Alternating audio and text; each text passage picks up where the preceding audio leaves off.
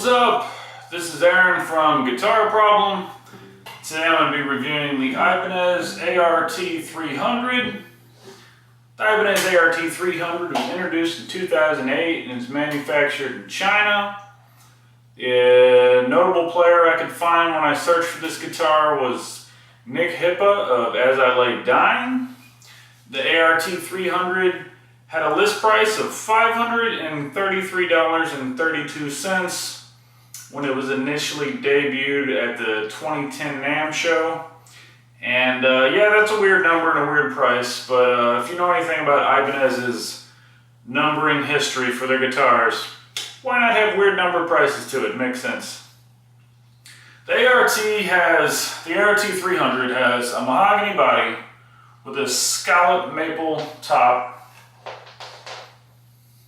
a set-in or glued-in neck, a Gibraltar 3 bridge, a quick change 3 tailpiece, Cosmo black hardware, a mahogany neck, bound rosewood fretboard with a nice pearl diamond inlay with the cool ART inlay at the 12th fret there, 22 medium frets, 2 active LZ pickups, 2 volume, 1 tone, 3-way selector switch, and like I said, it's an active guitar, so there's the battery cover.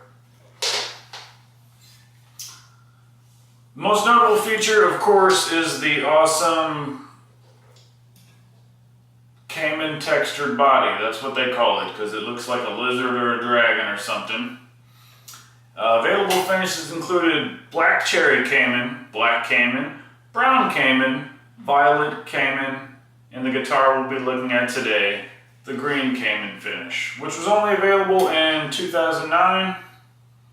There's also a similar model known as the ART320, which is available without the textured top. Alrighty, here we go. Clean with the neck pickup, volume tone all the way up.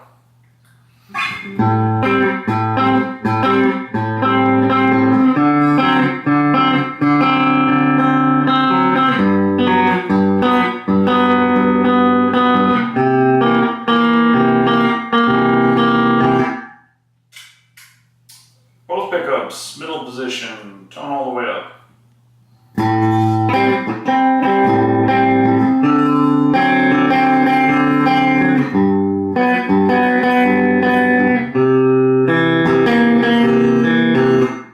Bridge.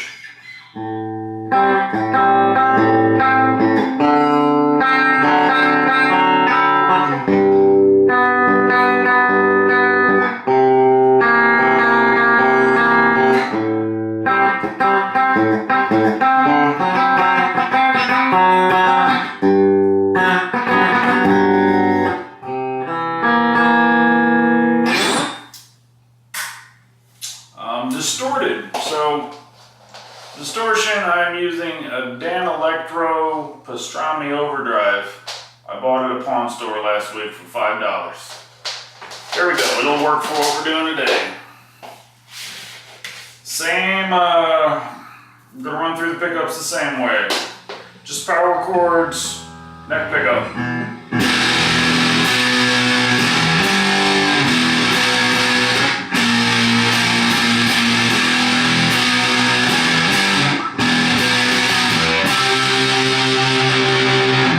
Position, both pickups.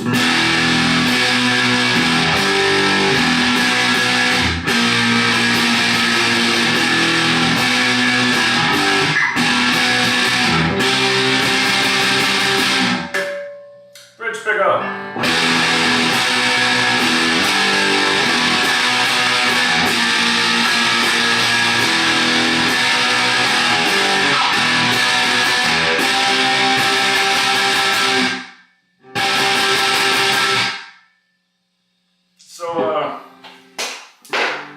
Let's go over the pros and cons.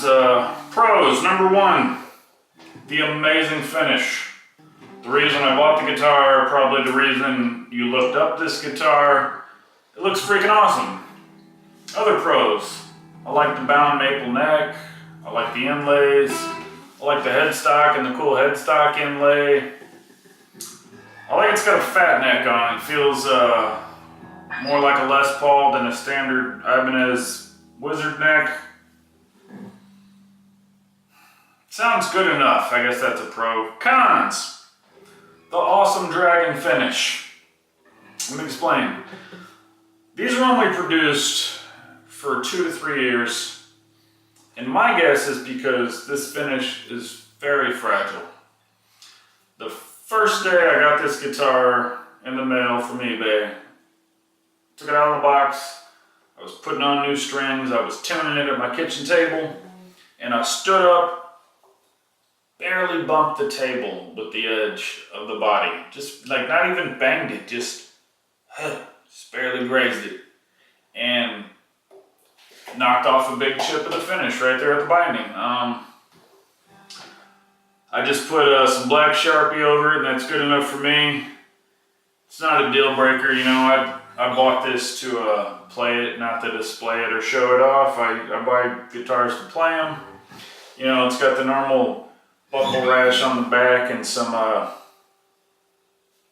super glue stain for some reason. But so yeah, that little chip's not a deal breaker for me, but that's my guess on why they were produced in such a limited run. The top, the finish was just too fragile. Other cons, the Cosmo black hardware. It looks nice, but I'm not a fan of the Cosmo or chrome hardware because they tend to tarnish and rust easier for me. I just like black hardware. It seems to last longer, but it does look nice with it. Other con that surprised me, the Avenue pickups and preamp. This is my first active electric guitar. Like, I've got a ton of active basses all over. I'm a bass guy. I'm used to active pickups and preamps, you know, 9 volt or 18 volt preamps. So I was pretty excited to get this. Never had an active guitar. I was expecting a lot of bright punch and output, and it was just going to tear through the speakers, and really didn't do that. It was way quieter than I expected. And also, this is I've never had a preamp that took double A's. This takes 2 double A's. So it is a 3 volt preamp. You know, I'm used to 9 or 18 volt preamps. Maybe that's why it's not putting out the volume or the punch I was expecting. I don't know, maybe these are more common. Like I said, I'm a bass guy, not a guitar guy. I've never encountered the double A thing, but still not a deal breaker for me. I still like it, it still sounds good.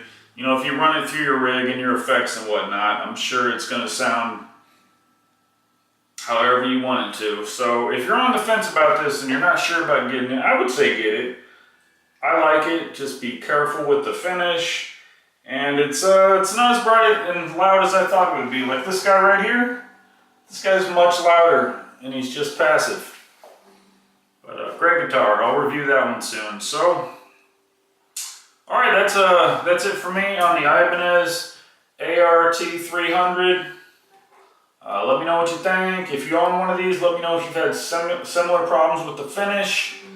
So the usual, like, share, subscribe, all that good stuff. Thank you all so much.